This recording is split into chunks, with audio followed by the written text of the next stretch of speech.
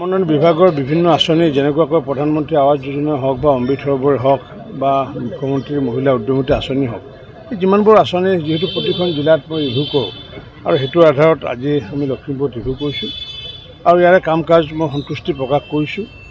নিশ্চিত ৰূপত আমাৰ মাননীয় প্ৰধানমন্ত্ৰী নৰেন্দ্ৰ মোদী ডাঙৰীয়াৰ আশীৰ্বাদত আৰু আমাৰ মুখ্যমন্ত্ৰী ডক্টৰ হিমন্ত বিশ্ব শৰ্মা ডাঙৰীয়াৰ বিশেষ তৎপৰতা ইতিমধ্যে আমি প্ৰায় ৭০,০০০তকৈ অধিক ঘৰ লখিমপুৰ জিলাত ইতিমধ্যে নিৰ্মাণ হৈছে আৰু আগন্তুক দিনতো প্ৰায় ৩০,০০০তকৈ অধিক ঘৰ আমি নতুনকৈ পাম বুলি আমি আশা ৰাখিছোঁ। কাৰণ নতুনকৈ যিহেতু ছাৰ্ভে আদি হৈছে, গতিকে দুখীয়াৰ কল্যাণৰ কাৰণে, কৃষকৰ উন্নয়নৰ কাৰণে, মহিলাৰ সবলীকৰণৰ কাৰণে মাননীয় মুখ্যমন্ত্ৰী ডাঙৰীয়াৰ যি নীতিৰ আধাৰত কাম চলি আছে, মই ভাবোঁ সেইটোৰ আধাৰত আগন্তুক দিনত লখিমপুৰ জিলাখনো অসমৰ ভিতৰত এখন উল্লেখযোগ্য জিলা হ'ব বুলি মই আশাবাদী।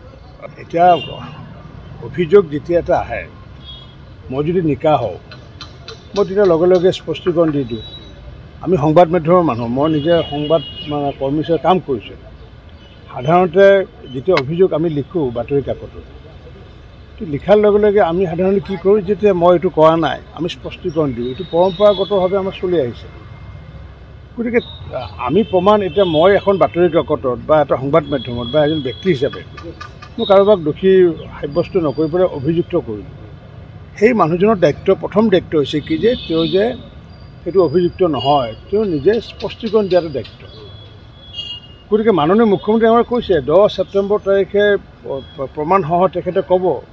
কিন্তু আমি বিচাৰিছোঁ যে যদি প্ৰকৃত অৰ্থত গৌৰৱ গগৈ ডাঙৰীয়াৰ যদি সততা আছে, তাৰ আগে আগে তেওঁ বিস্তাৰিতভাৱে মুখ্যমন্ত্ৰী ডাঙৰীয়াই যিমানখিনি প্ৰশ্ন সুধিছে সেই প্ৰশ্নখিনি বিস্তাৰিতভাৱে যদি তেখেতে যদি কয় যে হয় মই পাকিস্তানত যোৱা নাই, মই কোনো সংস্থাৰ লগত কথা পতা নাই, মই কোনো সংস্থাৰ লগত সভা কৰা নাই, সেইখিনি কথা যদি কয় তেতিয়াতো হয়। কিন্তু তেখেতে এতিয়াতো অস্বীকাৰ কৰে। তেখেতে বাৰম্বাৰ কৈ আছে মুখ্যমন্ত্ৰীয়ে ছেপ্টেম্বৰলৈ কিয় ৰখিব লাগে, এতিয়াই কওক। গতিকে তেখেতৰ যিটো ৰিপ্লাই সমগ্ৰ অসমবাসীৰ মানুহে বুজি উঠিছে যে মৌনতাই সন্মতিৰ লক্ষণ। যেতিয়া মানুহ মৌন হৈ থাকে তেতিয়া আল্টিমেটলি কি হয়গৈ, অভিযোগ যেতিয়া আহে, মই যদি অভিযোগ মই স্পষ্টীকৰণ দি পেলাই যদি যুক্তি সহকাৰে মই যদি নকওঁ, তাৰমানে মই অভিযোগটো একচেপ্ট কৰি লৈছোঁ। মই ভাবোঁ গৌৰৱ গগৈ ডাঙৰীয়াই মৌনতাই সন্মতিৰ লক্ষণম, অভিযোগ তেওঁ মুখেৰে যদিও কোৱা নাই, তেওঁ বিবেকেৰে তেওঁ একচেপ্ট কৰিছে বুলি মই ধাৰণা কৰোঁ।